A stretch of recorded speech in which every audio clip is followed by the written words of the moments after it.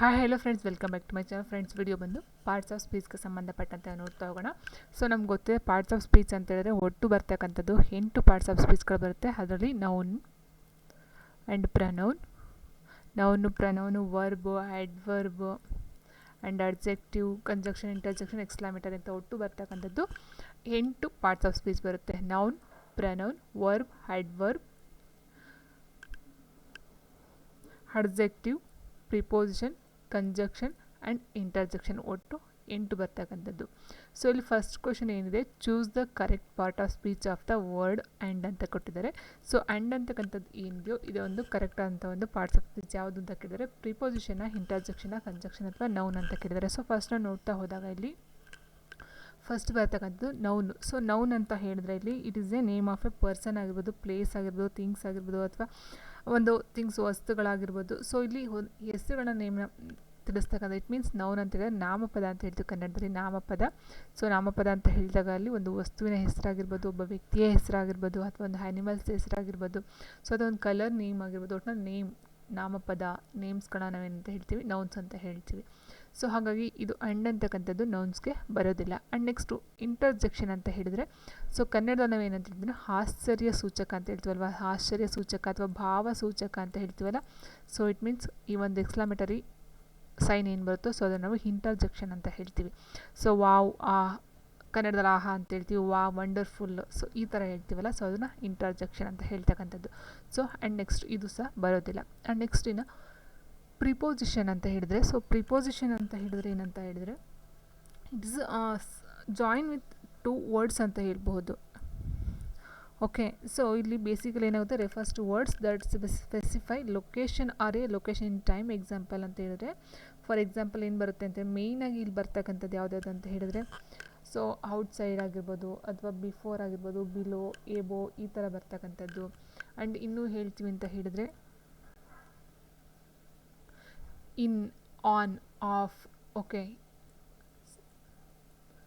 In, on, off, so ಈ ಥರ ಇನ್ನೂ ತುಂಬ ಬರುತ್ತೆ ಇದರಲ್ಲಿ ಪ್ರಿಪೋಸಿಷನಲ್ಲಿ. ಸೊ ಇನ್ನು ಅದ್ರ ಜೊತೆ ನಾವು ನೋಡ್ತಾ ಹೋದರೆ ಇನ್ನು ಬೈ ಆಗಿರ್ಬೋದು. ಓಕೆ, ಸೊ ಇದನ್ನೆಲ್ಲ ನಾವು ಪ್ರಿಪೋಸಿಷನಲ್ಲಿ ನೋಡ್ತಾ ಹೋಗ್ತೀವಿ. ಆ್ಯಂಡ್ ಇಲ್ಲಿ ಅಂಡ್ ಅಂತ ಏನು ಕೊಟ್ಟಿದ್ದಾರೋ ಸೊ ಇದಕ್ಕೆ answer option B. Option conjunction. So ಇಲ್ಲಿ ಬಿ ಇದೆ, ಕಂಜಂಕ್ಷನ್ನು ಅಂಡ್ ಅಂತಕ್ಕಂಥದ್ದಾಗುತ್ತೆ. ಸೊ ಕಂಜಂಕ್ಷನ್ ಅಂತ ಹೇಳಿದ್ರೆ, ಸೊ ಈ ಎರಡು ಒಂದು ಸೆಂಟೆನ್ಸನ್ನ ಎರಡು ಇದನ್ನು ಜಾಯಿನ್ ಮಾಡ್ತಕ್ಕಂಥದ್ದು. It means words that joins sentence and words ಅಂತ ಹೇಳಿದರೆ, for example time and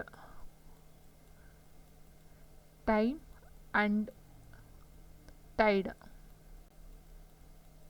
weight for no man ಅಂತ ಕೊಟ್ಟಿದ್ದಾರಲ್ವ. So time and tide, so ಎರಡು ಪದಗಳನ್ನು ಸಂಬಂಧವನ್ನು ಕೊಡ್ತಕ್ಕಂಥದ್ದು, ಇಲ್ಲಿ ಲಿಂಕ್ ಮಾಡ್ತಕ್ಕಂಥದ್ದು, ಜಾಯಿನ್ ಮಾಡ್ತಕ್ಕಂಥದ್ದು. ಸೊ ಇಲ್ಲಿ ಆ್ಯಂಡ್ ಅಂತ ಹೇಳಿದ್ರೆ ಕಂಜಂಕ್ಷನ್ಗೆ ಬರ್ತಕ್ಕಂಥದ್ದು. ಪ್ರಿಪೋಸಿಷನ್ ಅಂತ ಹೇಳಿದಾಗ ಅಲ್ಲಿ ಆನ್, ಇನ್, ಬೈ, ಸೊ ಈ ಥರ ಪ್ರಿಪೋಸಿಷನ್ಗೆ ಬರುತ್ತೆ. ಸೊ ಸ್ವಲ್ಪ ನೋಡ್ಕೊಳ್ಳಿ, ಪ್ರಿಪೋಸಿಷನ್ ಮತ್ತು ಕಂಜಂಕ್ಷನಲ್ಲಿ ಸ್ವಲ್ಪ ಹೆಚ್ಚು ಕಮ್ಮಿ ಒಂದು ವೇರಿಯೇಷನ್ಸ್ ಆಗುತ್ತೆ. ಸೊ ಇದನ್ನು ನೀವು ನೀಟಾಗಿ ನೋಡ್ಕೊಳ್ಬೇಕಾಗುತ್ತೆ. ಸೊ ಇಲ್ಲ ನೋಡ್ತಾ ಹೋದಾಗೆ ಪ್ರಿಪೋಸಿಷನ್ನಲ್ಲಿ in to, in, from, okay, to, so ಈ ಥರ ಬರುತ್ತೆ. ಇಟ್ ಮೀನ್ಸ್ ಫಾರ್ ಎಕ್ಸಾಂಪಲ್ ಅಂತ ಹೇಳಿದರೆ ಈಗ ವಸ್ತುವಿನಿಂದ ಅಂತ ಹೇಳ್ಬೋದು. ಓಕೆ, ಸೊ ವಸ್ತುವಿನಿಂದ ಅಥವಾ ವಸ್ತುವಿಗೆ, ಇಂದಾಗೆ ಅಂತ ಬರುತ್ತೆ ನೋಡಿ, ಒಂದು ಪದಕ್ಕೆ ಸೇರ್ಕೊಂಡು ಬರುತ್ತಲ್ಲ, ಸೊ ಪದದ ಜೊತೆಲೇ ಬರುತ್ತಲ್ಲ, ಸೊ ಅದನ್ನು ನಾವು ಪ್ರಿಪೋಸಿಷನ್ ಅಂತ ಹೇಳ್ತೀವಿ ಮೇಯ್ನಾಗಿ ಅಂತ ಹೇಳ್ಬೋದು. ಇನ್ನೂ ಹೇಳ್ತೀವಿ ಅಂತ ಹೇಳಿದ್ರೆ ಮನೆಯಿಂದ ಆಗಿರ್ಬೋದು. ಸೊ ನೋಡಿ, ಮನೆಯಿಂದ, ಮನೆಗೆ, ಓಕೆ, ಮನೆಗೆ, ಗೆ ಅಂತಕ್ಕಂಥದ್ದು, ಇಂದ ಅಂತಕ್ಕಂಥದ್ದು ಒಂದು ವರ್ಡ್ ಒಳಗಡೆ ಸೇರ್ಕೊಂಡಿದೆ. ಸೊ ಅದನ್ನು ನಾವು ಏನು ಮಾಡ್ತೀವಿ, ಪ್ರಿಪೋಸಿಷನ್ ಅಂತ ಹೇಳ್ತೀವಿ. ಕಂಜಂಕ್ಷನ್ ಅಂತ ಹೇಳಿದಾಗ ಎರಡು ಪದಗಳನ್ನು ಸೇರಿಸ್ತಕ್ಕಂಥದ್ದು ಆದ್ರೂ. ಸೊ ಇಲ್ಲಿ ನೋಡಿ ನಾನು ಹೇಳಿದಾಗೆ ಕನ್ನಡ ಮತ್ತು ಇಂಗ್ಲೀಷ್, ಕನ್ನಡ ಮತ್ತು ಇಂಗ್ಲೀಷ್ ಅಂತ ಇದೆ. ಸೊ ಮತ್ತು ಬೇರೆ ಪದವಾಯಿತು, ಇದಕ್ಕೂ ಸೇರಿಕೊಂಡಿಲ್ಲ. ಅಥವಾ ಅಂತ ಅಥವಾ ಕನ್ನಡ ಅಥವಾ ಇಂಗ್ಲೀಷು, ಸೊ ಸಪ್ರೇಟ್ ಆಯಿತು. ಅರ್ಥ ಆಯ್ತು ಅಂತ ಅಂದ್ಕೊಳ್ತೀನಿ. ಕಂಜಂಕ್ಷನ್ ಅಂತ ಹೇಳಿದಾಗ ಎರಡು ಪದಗಳನ್ನು ಜೋಡಿಸ್ತಕ್ಕಂಥದ್ದಾಗಿರ್ಬೋದು. ಸೊ ಅದನ್ನು ನಾವು ಕಂಜಂಕ್ಷನ್ ಅಂತ ಹೇಳ್ತೀವಿ. ಇನ್ನು ಪ್ರಿಪೋಸಿಷನ್ ಅಂತ ಹೇಳಿದಾಗ ಅದು ಒಂದು ಪದದ ಒಳಗಡೆ ಸೇರ್ಕೊ ಬಂದಿರುತ್ತೆ, ಆ ಪದದ ಜಾಯಿಂಟಾಗಿ ಬಂದಿರತಕ್ಕಂಥದ್ದು. ನಾವು ಕನ್ನಡದಲ್ಲಿ ಹೇಳಿದಾಗ ಅರ್ಥ ಆಗುತ್ತೆ ಅದು. ಸೊ ಹೇಳಿದಾಗೆ ಭಾರತದ ಅಂತ ಹೇಳ್ತೀವಿ, ಆಫ್ ಇಂಡಿಯಾ ಅಂತ ಹೇಳಿದಾಗ ಇಲ್ಲಿ ಕನ್ನಡದಲ್ಲಿ ಏನು ಹೇಳ್ತೀವಿ, ಭಾರತದ ಅಂತ ಹೇಳ್ಬೋದು. ಸೊ ಅಲ್ಲಿ ದಾ ಅಂತಕ್ಕಂಥದ್ದು ಏನಿದೆಯೋ, ಸೊ ಆಫ್ ಅಂತಕ್ಕಂಥದ್ದು ದಾಗೆ ಭಾರತದ ಒಳಗಡೆ ಸೇರ್ಕೊಂಡಿರ್ತಕ್ಕಂಥದ್ದು. ಸೊ ಅಂಥದ್ದನ್ನ ನಾವು ಪ್ರಿಪೋಸಿಷನ್ ಅಂತ ಹೇಳ್ತೀವಿ. ಓಕೆ, ಆ್ಯಂಡ್ ನೆಕ್ಸ್ಟು ಸೊ ಇದಕ್ಕೆ ಆನ್ಸರ್ ಅಂತ ಹೇಳಿದ್ರೆ ಕಂಜಕ್ಷನ್ ಆಗಿರುತ್ತೆ.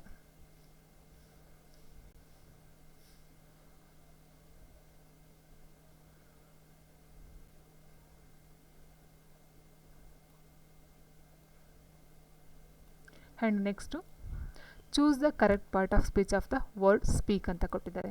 ಸ್ಪೀಕ್ ಅಂತ ಅಂದರೆ ಏನು? First of all speak means ಮಾತಾಡ್ತಕ್ಕಂಥದ್ದು. ಸೊ ಇಲ್ಲಿ ವರ್ಬ್, ಅಡ್ಜೆಕ್ಟಿವ್, ನೌನ್, ಕಂಜಕ್ಷನ್ ಅಂತ ಕೊಟ್ಟಿದ್ದಾರೆ. ಸೊ ವರ್ಬ್ ಅಂತ ಅಂದರೆ ಮೇಯ್ನಾಗಿ ನಿಮ್ಮ ಒಂದು ಸಿಂಪಲ್ ವರ್ಡ್ ಹೇಳ್ಬೇಕಂತ ಅಂದರೆ ವರ್ಬ್ ಅಂತ ಹೇಳಿದರೆ ಕನ್ನಡದಲ್ಲಿ ಕ್ರಿಯಾಪದ, ಆ್ಯಕ್ಷನ್ ವರ್ಡ್ಸ್.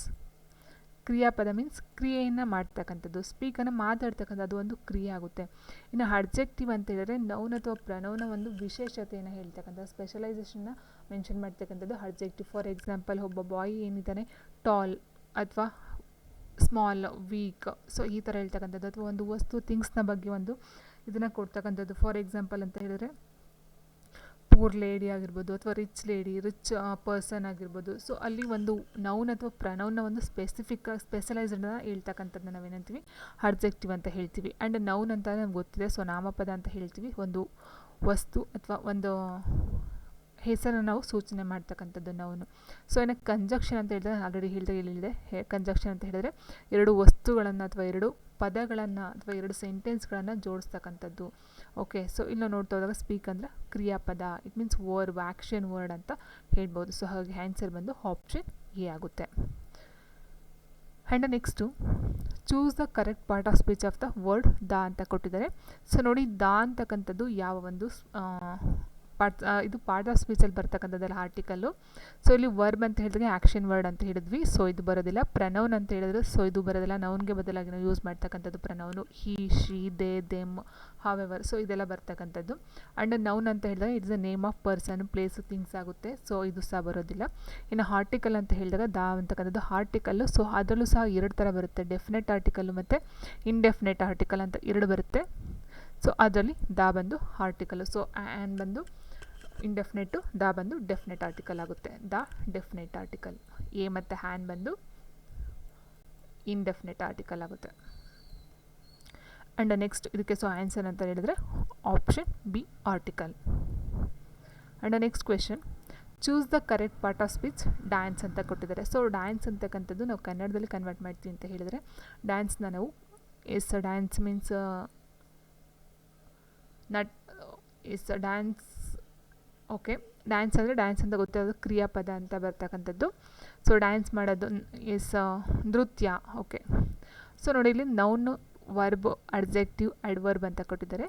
ಸೊ ಡ್ಯಾನ್ಸ್ ಅಂತಕ್ಕಂಥದ್ದು ನೌನ್ಗೆ ಬರುತ್ತೆ, ನೋ, ಬಿಕಾಸ್ ಅದು ಒಂದು ನೇಮ್ ಅಲ್ಲ. ಆ್ಯಂಡ್ ನೆಕ್ಸ್ಟ್ ಅಡ್ಜೆಕ್ಟಿವ್ ಅಂತ ಹೇಳಿದಾಗ ಸೊ ಅಡ್ಜೆಕ್ಟಿವ್ ಅಂತಕ್ಕಂಥದ್ದು ಒಂದು ನೌನ್ ಅಥವಾ ಪ್ರನೌನ್ನ ಒಂದು ಏನೋ ಹೇಳ್ಬೇಕಂತಂದರೆ ಡಿಸ್ಕ್ರೈಬ್ ಮಾಡಬೇಕಾಗುತ್ತೆ. ಸೊ ಇಟ್ ಮೀನ್ಸ್ ಅಡ್ಜೆಕ್ಟಿವ್ ಅಂತಕ್ಕಂಥ ಒಂದು ಕ್ವಾಲಿಟಿ ಹೇಳಬೇಕು, ಅಥವಾ ಅದರ ಒಂದು ಸೈಜ್ ಹೇಳಬೇಕು, ಅಥವಾ ಅದರ ಒಂದು ನಂಬರ್ ಏನಿದೆಯೋ ಅದರ ಒಂದು ಇದನ್ನು ಹೇಳ್ತಕ್ಕಂಥದ್ದು. ಸೊ ಇಲ್ಲಿ ನೌನ್ನ ಅಥವಾ ಪ್ರನೌನ್ನ ಒಂದು ಕ್ವಾಲಿಟಿನಾಗಲಿ ಅಥವಾ ಅದರ ಒಂದು ಗುಣವಿಶೇಷತೆಯನ್ನಾಗಲಿ ಹೇಳ್ತಕ್ಕಂಥದ್ದಲ್ಲ. ಸೊ ಹಾಗಾಗಿ ಅಡ್ಜೆಕ್ಟಿವ್ ಬರೋದಿಲ್ಲ. ಆ್ಯಂಡ್ ವರ್ಬ್, ಸರ್ವ್ದಲ್ವಾ ಡ್ಯಾನ್ಸ್ ಅಂತಕ್ಕಂಥದ್ದು ವರ್ಬ್ ಆಗುತ್ತೆ, ಇಟ್ ಮೀನ್ಸ್ ಕ್ರಿಯಾಪದ. ಸೊ ಇಲ್ಲಿ ಅಡ್ವರ್ಬ್ ಅಂತಕ್ಕಂಥದ್ದು ಏನಿದೆ, ಸೊ ಅಡ್ವರ್ಬ್ ಅಂತ ಹೇಳಿದರೆ ವರ್ಬ್ನ ಒಂದು ವಿಶೇಷತೆಯನ್ನು ಹೇಳ್ತಕ್ಕಂಥದ್ದು. ಸೊ ಇಟ್ ಮೀನ್ಸ್ ಡ್ಯಾನ್ಸ್ನ ಏನು ಯಾರೊಬ್ಬರು ಡ್ಯಾನ್ಸ್ ಮಾಡ್ತಾಳೆ ಅಂತ ಹೇಳಿದ್ರೆ ಏನಾಗುತ್ತೆ ಅಲ್ಲಿ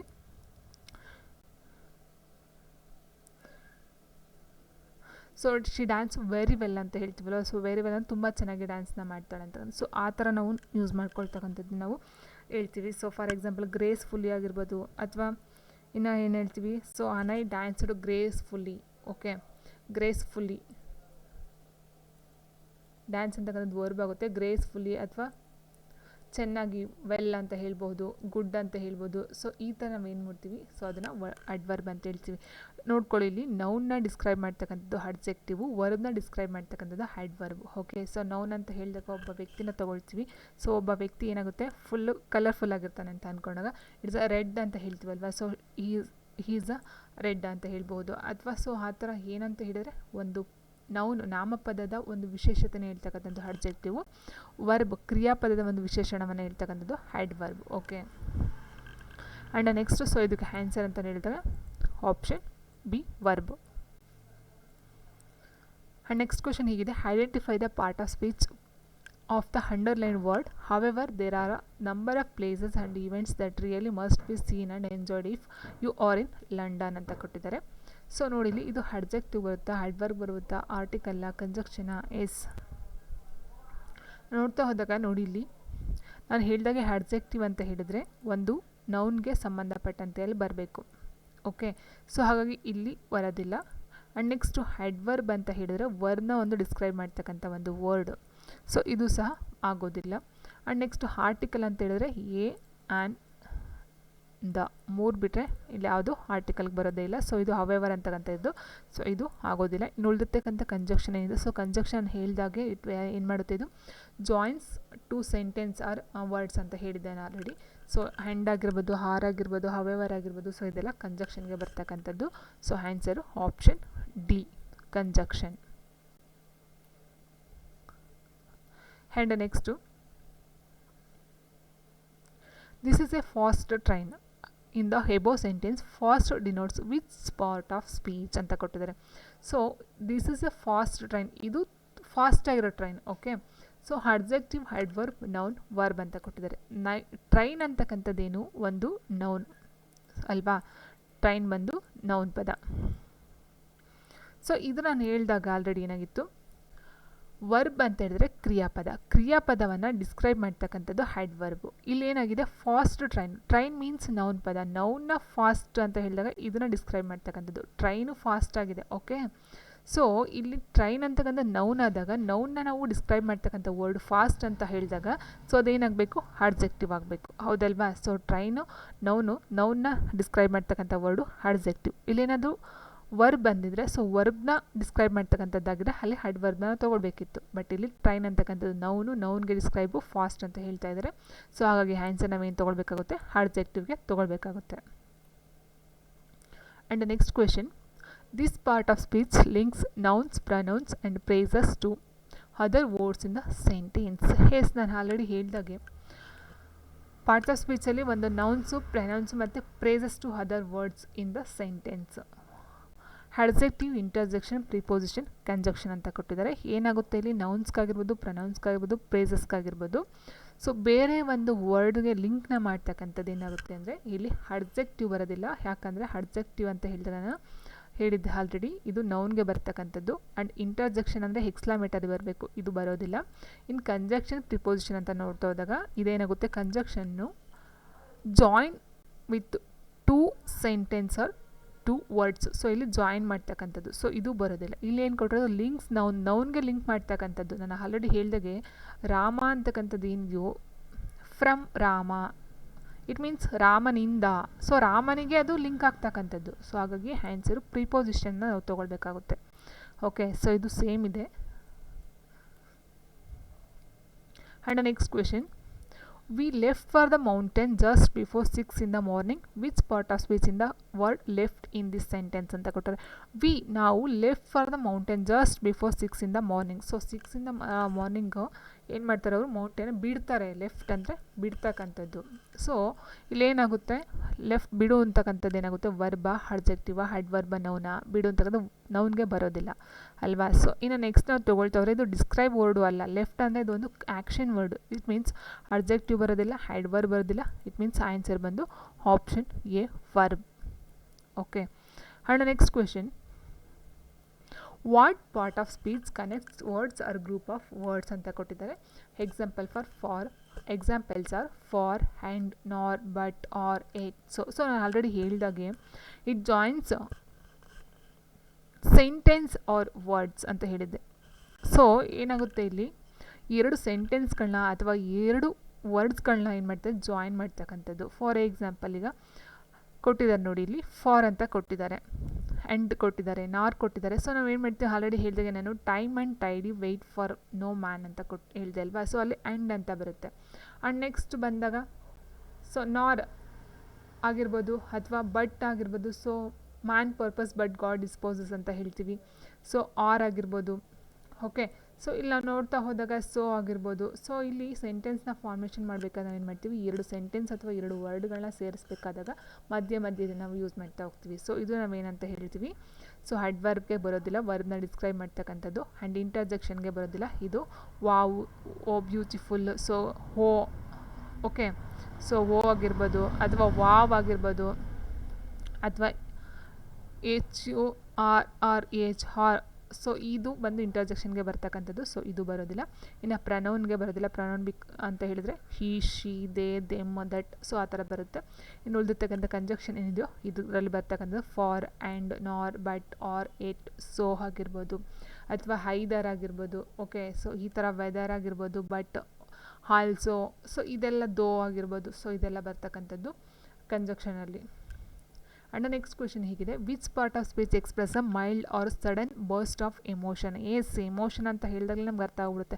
ಎಮೋಷನ್ ಮೀನ್ಸ್ ಭಾವಸೂಚಕ, ಇಟ್ ಮೀನ್ಸ್ ಭಾವನೆಯನ್ನು ವ್ಯಕ್ತಪಡಿಸ್ತಕ್ಕಂಥದ್ದು ಎಮೋಷನ್ಸ್ಗಳಂತ ಹೇಳಿದಾಗ. ಸೊ ಆರಾಮಾಗಿ ಆನ್ಸರ್ ಹೇಳ್ಬೋದು interjection, option C interjection. So adverb, noun, adjective ಯಾವುದು ಬರಲ್ಲ, ಅಲ್ಲಿ ಎಮೋಷನ್ ಅಂತ ಹೇಳಿದಾಗ ಆಶ್ಚರ್ಯ ಅಥವಾ ಭಾವಸೂಚಕ ಅಂತ ಹೇಳ್ತಕ್ಕಂಥದ್ದು. ಸೊ ಇಲ್ಲಿ interjection. And next, which part of speech modifies a noun ಅಂತ ಕೊಟ್ಟಿದ್ದಾರೆ. Conjunction, verb, pronoun, adjective. So ನೋಡಿ ಇಲ್ಲಿ which part of speech modifies a noun. ನೌನ್ನ ಮಾಡಿಫೈಸ್ ಮಾಡ್ತಕ್ಕಂಥದ್ದು ಯಾವುದು, ನಾನು ಆಲ್ರೆಡಿ ಹೇಳಿದ್ದೀನಲ್ವ ನಿಮಗೆ. ಸೊ ಏನಂತ ಹೇಳಿದೆ ಹೇಳಿ, ವರ್ಬ್ಗೆ ನಾವು ಮಾಡಿಫೈಡ್ ಮಾಡಿದಾಗ ಏನಾಗುತ್ತೆ, ಅದು ಅಡ್ವರ್ಬ್ ಬರ್ತಕ್ಕಂಥದ್ದು. ಅದೇ ರೀತಿ ನೌನ್ನ ಮಾಡಿಫೈಡ್ ಮಾಡಿದಾಗ adjective, it means adjective. Answer option D adjective. And next question ಹೀಗಿದೆ, will you please water the plants.